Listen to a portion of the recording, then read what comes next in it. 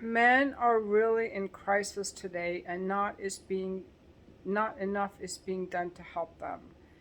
Today on Breaking Points, they profiled a new book called Men in Crisis by an economist. Let's just have a brief 1 minute look at what he had to say. Is author Nicholas Eberstadt. He's the author of a fantastic book, Men Without Work. Let's go ahead and put it up there on the screen, which actually has a new introduction, which is part of the reason that we all wanted to talk. Men Without Work, which demonstrates a crisis of male wages, of unemployment, talks about some of the reasons. So just for context, Nick, we actually recently had Richard Reeves on to discuss his book of Boys and Men, and we got a tremendous response from our audience, and it's something we want to tug on a little bit more. I was familiar with your work now for quite some time, so just describe maybe the original thesis of the book and then why it becomes even more relevant in the aftershock of the COVID lockdowns and the economy that we're all living in 2022.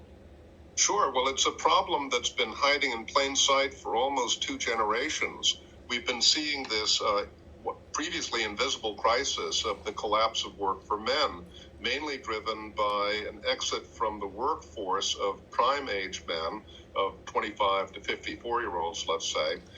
It's been almost a straight line up from 65 to the present. He's talking about 1965 to the present. The country closest to the US in terms of demographics and everything is Canada, and they're not experiencing the same thing.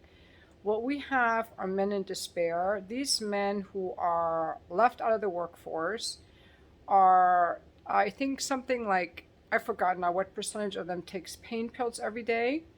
And unlike working moms who stop working and go back into the workforce, and employers like working moms because they're super reliable, they show up, even their kids are sick, they're very reliable.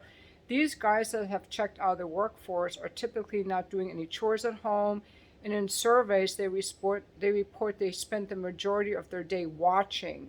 They don't know what they're watching, but I'm assuming something on their phones, some social media. They're doing something on their phones. And we can just guess what that is. They're lonely, and they're not trying. And especially men that have never been married and have no children are especially prone to this. What the U.S. government is not tracking are the felons. There are 25 felons, convicted felons that are released and out. And we know they have a hard time finding work. So they're also, kind of left out of this. He points to the lack of vocational training in the U.S. He points to the lack of a proper social safety net. I am going to add to this discussion by adding my own stuff on the economy. We have outsourced. We are in a knowledge economy. I do agree we need to have more emphasis on trade schools so that people can graduate from high school and be able to provide for themselves. The U.S. government is complicit in abandoning our people. They have endless money to wage wars and to fund the military-industrial complex, Big Pharma, and Wall Street. And the Davos elite are running everything. They don't care about you or me. And as you have noticed, no president has ever addressed this because they don't give a shit. Unlike Europe, we are not having any populist uprisings, and like he said in the clip, these men are not. They're not marching. They're not burning cars. They're having quiet deaths of despair. So they're invisible. They're invisible, and they're lost, and they're hurting. Some of these men may be in the manosphere space, I don't know, but there are a lot of men hurting, and I really blame a lot on our government for not addressing this because they have the power to change some of their programs. A lot of the productivity of the people who are working is siphoned off to the shareholders and the CEOs. The investors are happy because they're making money, but no one is really caring about these workers. That kind of relates to the video I made earlier about I don't want people with mental health issues to dump their shit on me because it's not my burden to bear other people's problems. So, but again, if any of these people are suffering and want to get help, where are they going to go? Therapy, around here, therapy is $250 an hour. I know because I'm in private therapy right now. If you can get into an appointment through your healthcare provider, when I was at Kaiser, they won't see me because I'm not psycho or suicidal. So I can't get in. I'm not urgent enough. And if someone is really struggling, they'll get you in once every 6 weeks, you know. There's a high burnout rate because therapists are paid like crap.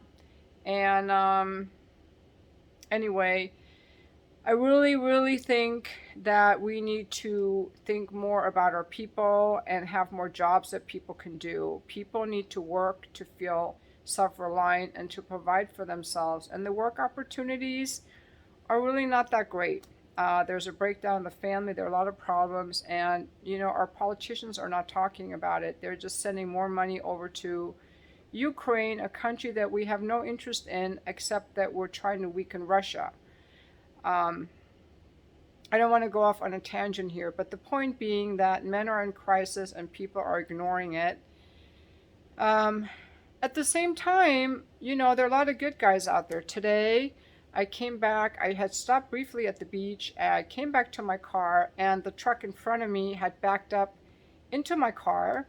And these guys, the drivers from the truck, from the company, you know, they were writing everything down, and they're like, man, we're so sorry, we rear-ended your car.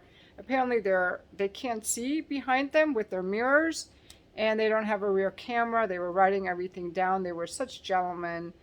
And the company I've already talked to someone at the company about them fixing my car. I didn't get upset. They were very nice.